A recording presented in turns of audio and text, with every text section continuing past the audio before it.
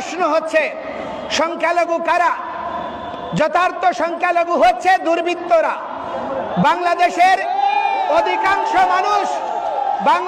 অধিকাংশ মানুষ অসাম্প্রদায়িক, বাংলাদেশের অধিকাংশ মানুষ ভালো, বাংলাদেশের প্রতিটা মানুষ ধার্মিক। কিন্তু আমার প্রশ্ন তাদের কাছে, যদি এই বাংলাদেশের প্রতিটা লোক হয় বিএনপি, হয় আওয়ামী লীগ, হয় জাতীয় পার্টি, অথবা জামায়াতে ইসলাম, অথবা হেফাজত ইসলাম, কোনো না কোনো রাজনৈতিক দল বা মতাদর্শের অনুসারী, কিন্তু আমার প্রশ্ন হচ্ছে 5ই আগস্টের পরে আমরা সবাইকে পাশে পেয়েছি, এই জন্য আমরা আপনাদেরকে ধন্যবাদ দেই।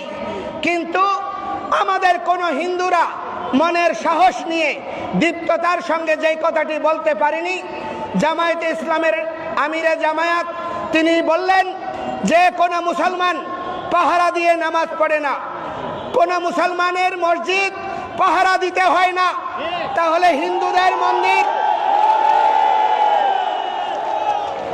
হিন্দুদের মন্দির পাহারা দেওয়া হচ্ছে কেন?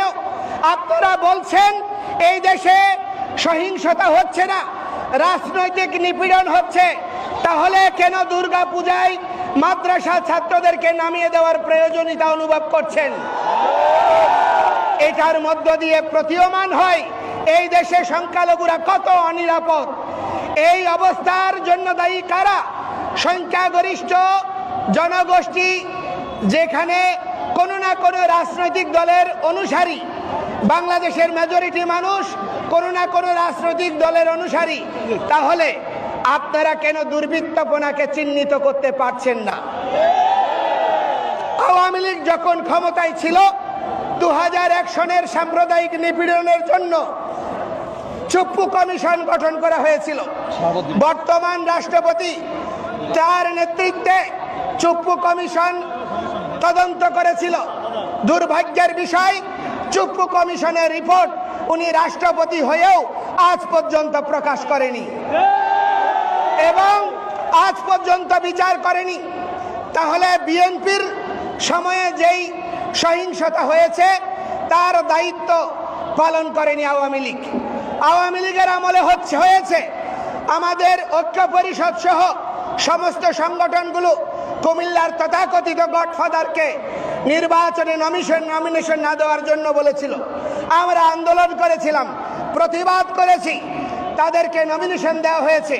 সেই দুর্বৃত্তপনার বিচার আজকে যদি রাজনৈতিক দায় এড়াতে চায়, তাহলে বিএনপি, জামায়াতে ইসলাম, আপনারা যারা আছেন ক্ষমতায়, তাদের উচিত ছিল প্রথম 5টা বা 6টা কমিশনের সঙ্গে 21 সাল থেকে অদ্যাবধি যেই সহিংসতা হয়েছে, যে নির্যাতন হয়েছে, হত্যাকাণ্ড হয়েছে, তার জন্য কমিশন গঠন করা।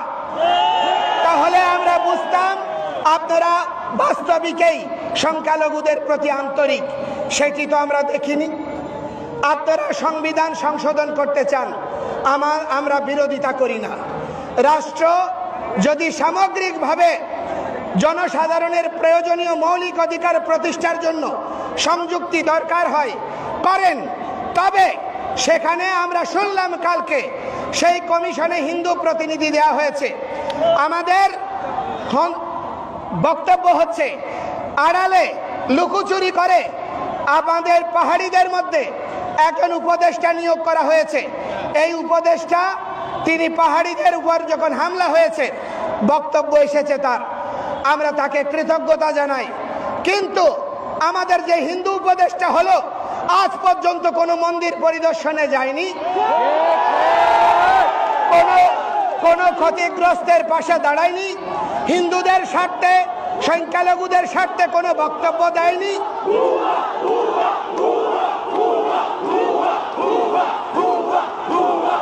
আজ পর্যন্ত তার কোনো দৃশ্যমান পদক্ষেপ আন্দোলনরত কর্মীদের সঙ্গে আলোচনা করতে দেখিনি।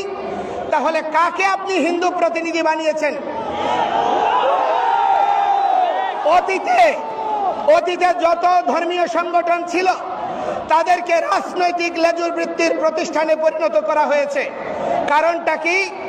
যারা ছাত্র ইউনিয়ন করেছে, যারা কমিউনিস্ট করেছে, যাদের ধর্মীয় অনুভূতি নাই, সেই সমস্ত তথাকথিত বুদ্ধিজীবীদেরকে হিন্দুদের নেতা বানানো হয়েছে এবং তার বদৌলতে আজকে সনাতনী সমাজের প্রতি সংবেদনশীল কোনো বিষয় নিয়ে তাদের যথার্থ পদক্ষেপ আমরা দেখিনি। এই জন্য আমরা এই ধরনের কোনো ব্যক্তিকে কমিশনে অন্তর্ভুক্তি হলে আমরা সংখ্যালঘুরা সেই ধরনের পরিবর্তন মানব না। আমাদের কাছে আলোচনা করে আমাদের এই সকলের সম্মতিক্রমে যথাযথ ব্যক্তিকে যদি এই কমিশনে অন্তর্ভুক্ত করা হয় এবং ধর্মীয় বিষয়ে কোনো না কোনো সাধু সন্তকে সেখানে প্রতিনিধিত্ব করতে হবে।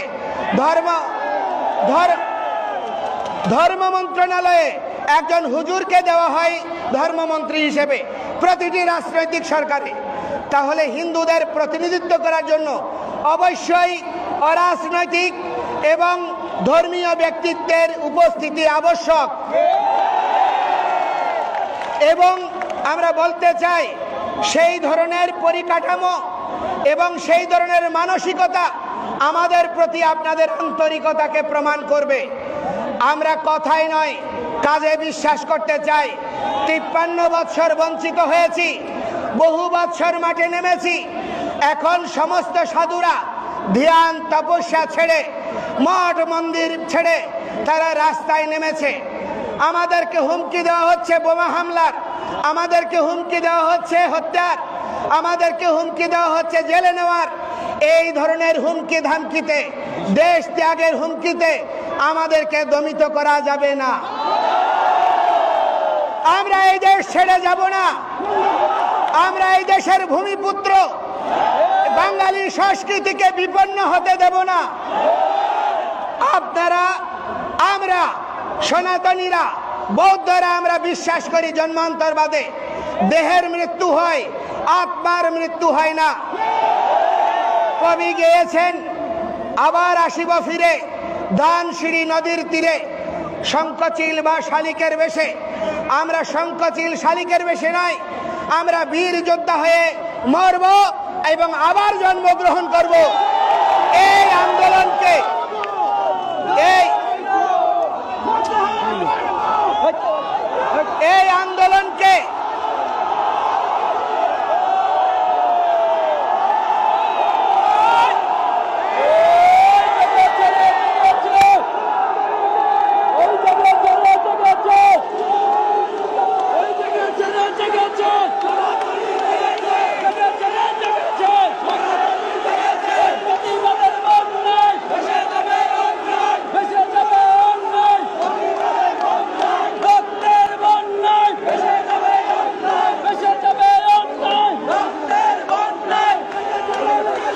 আপনারা দেখেছেন, আপনারা মা ভগবতী দুর্গার পূজা করছেন।